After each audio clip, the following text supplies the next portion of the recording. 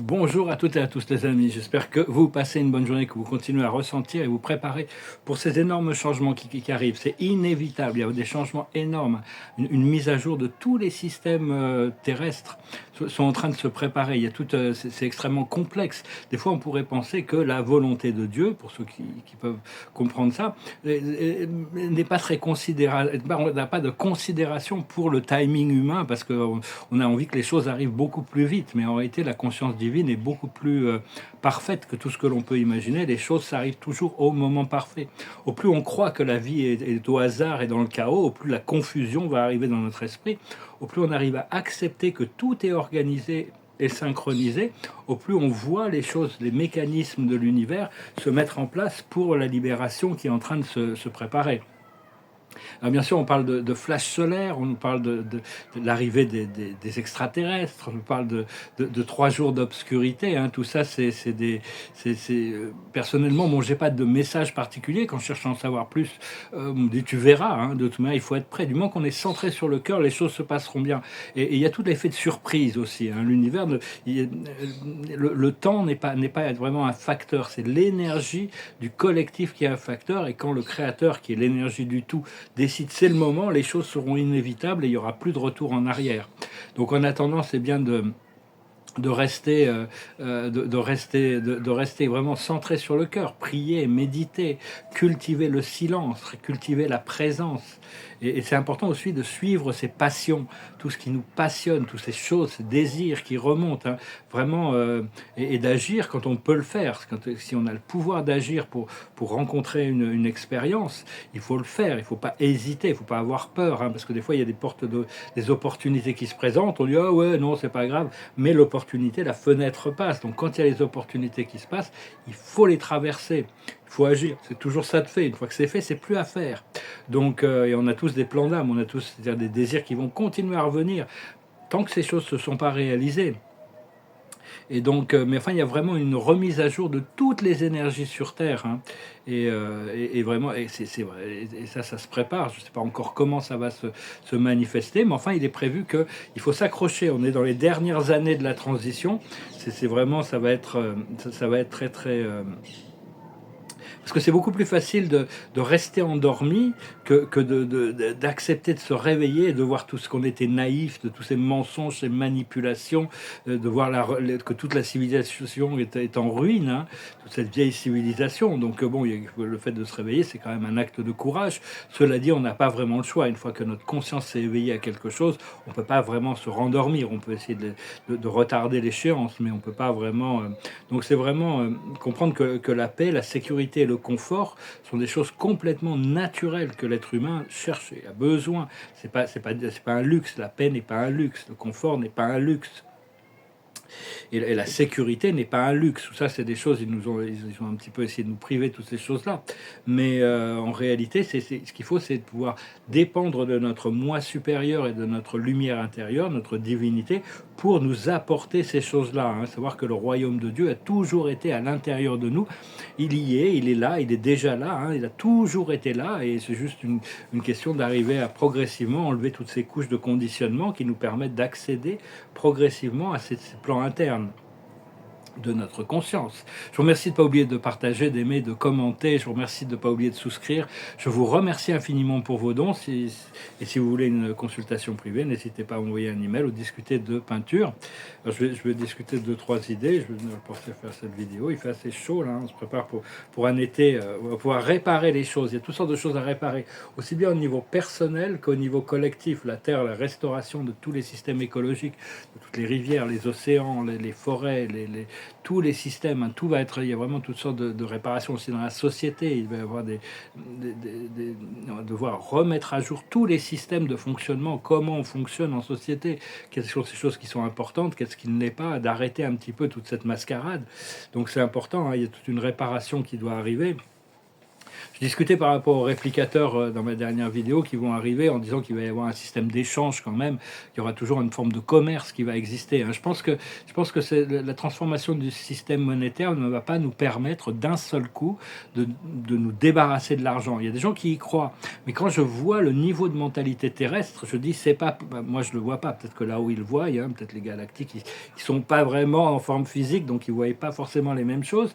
Mais peut-être qu'avec avec des événements cosmiques, la conscience va évoluer tellement vite que on pourra arriver à tous vivre juste pour la recherche de la sagesse intérieure, hein. Mais enfin bon, beaucoup d'êtres humains, je vois, sont encore très attachés aux propriétés, à la propriété privée. Cela dit, on doit protéger nos propriétés privées pour pas, tant que l'humanité n'est pas éclairée. Mais enfin, pour le moment, à mon avis, l'humanité va d'abord avoir à apprendre un système d'échanges commerciaux honnête, transparent, juste, fair et équitable.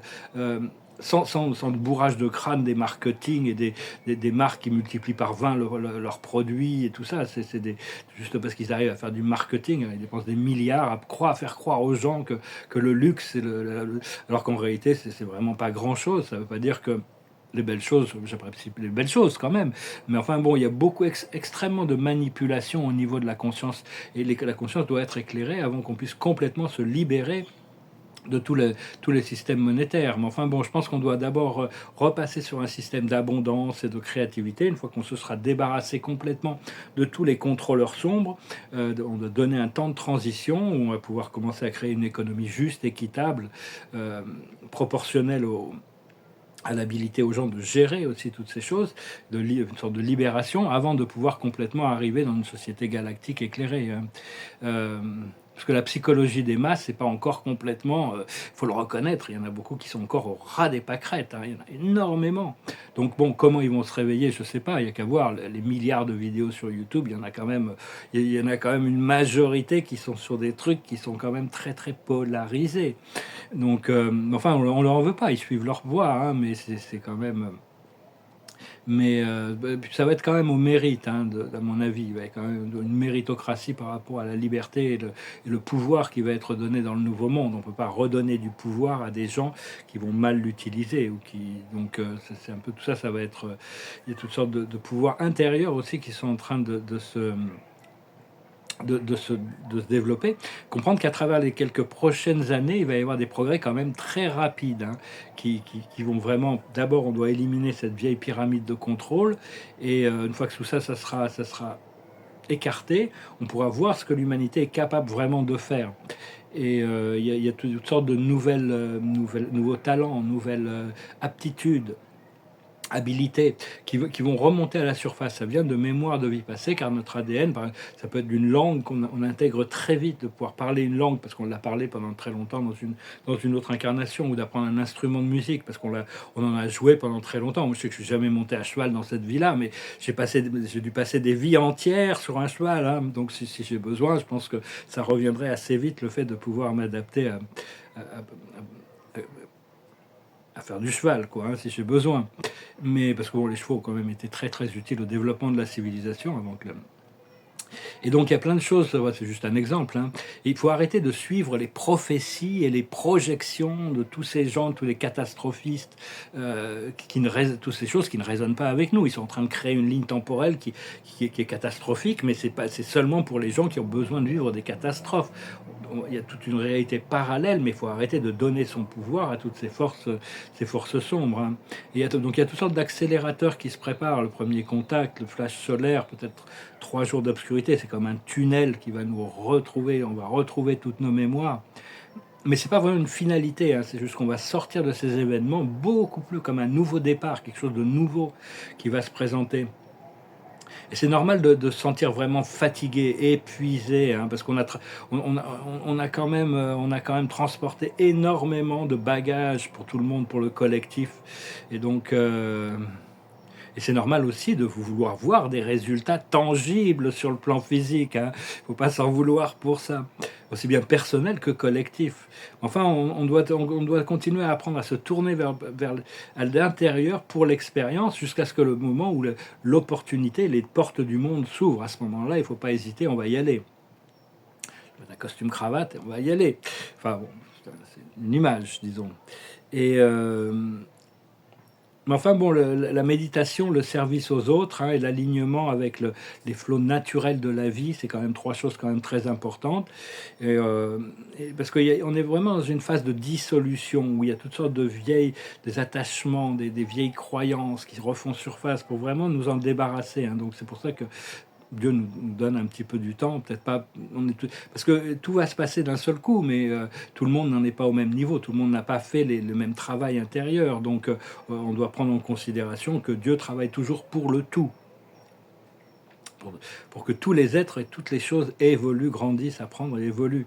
Donc il y a toujours ces impulses, ces désirs, hein, il faut, et ça c'est des choses qui guident notre expérience, même si on ne comprend pas pourquoi on est appelé à aller quelque part, pourquoi on est appelé à faire quelque chose, il y a toujours une raison derrière ces choses.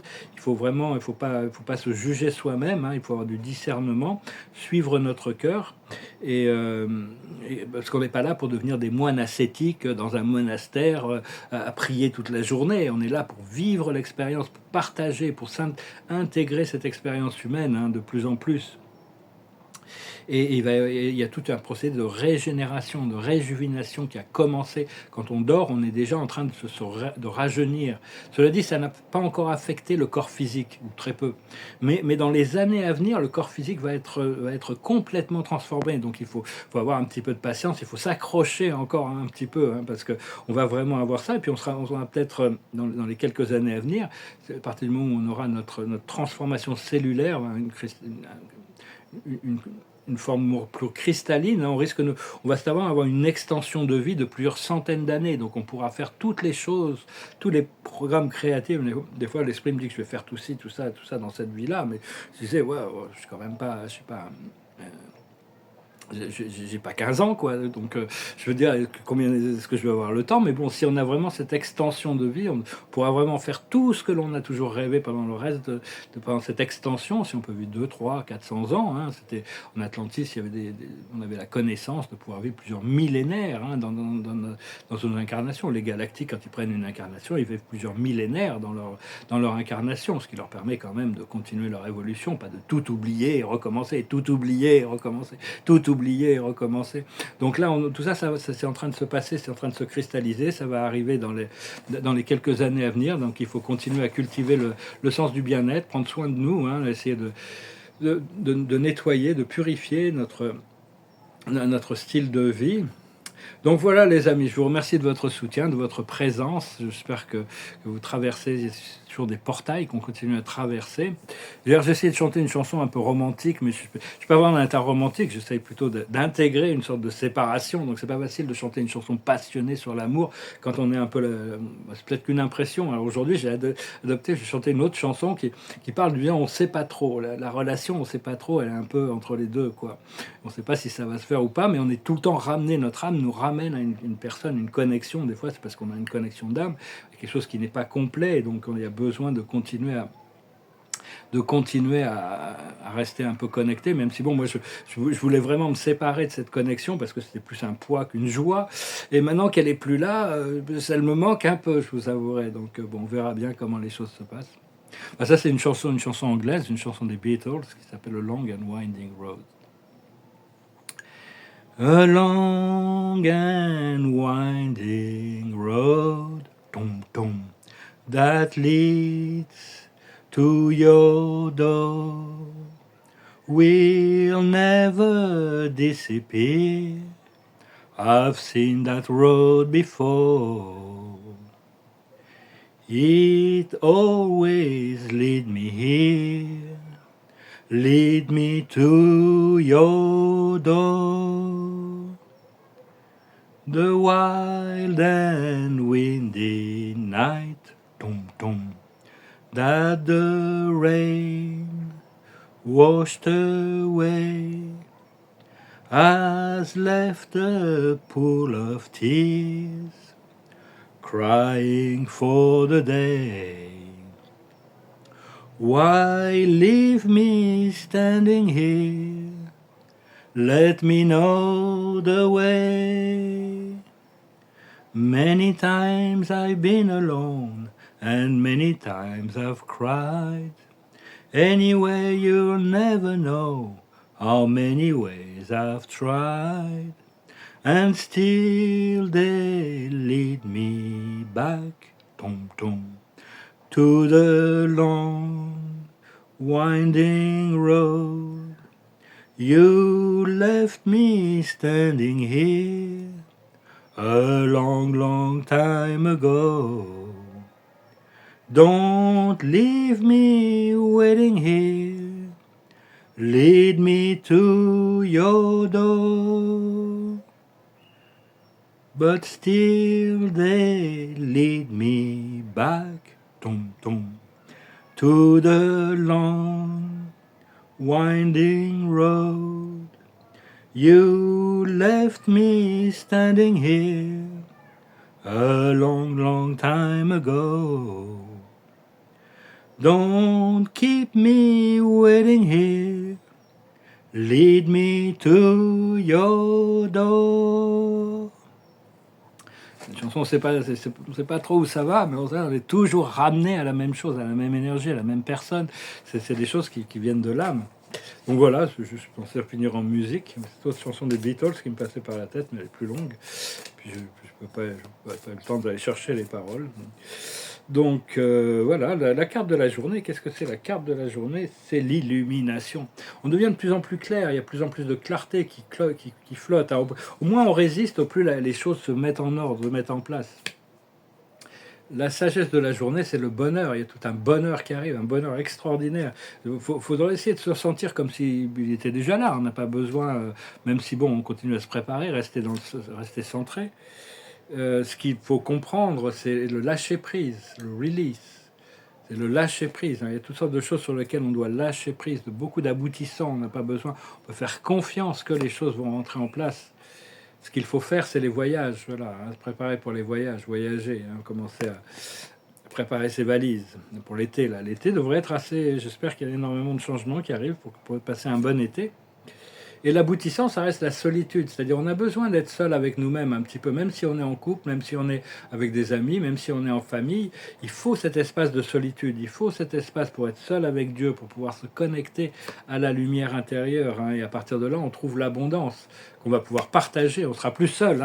On n'a jamais été seul, mais bon, je ne sais plus qu'interpréter les cartes. Je sais plus qui c'est qui disait ça, c'était Horace, je crois. Ne tirez pas sur le messager. Je ne sais, il était qu'un messager. C'était Horace, poète romain.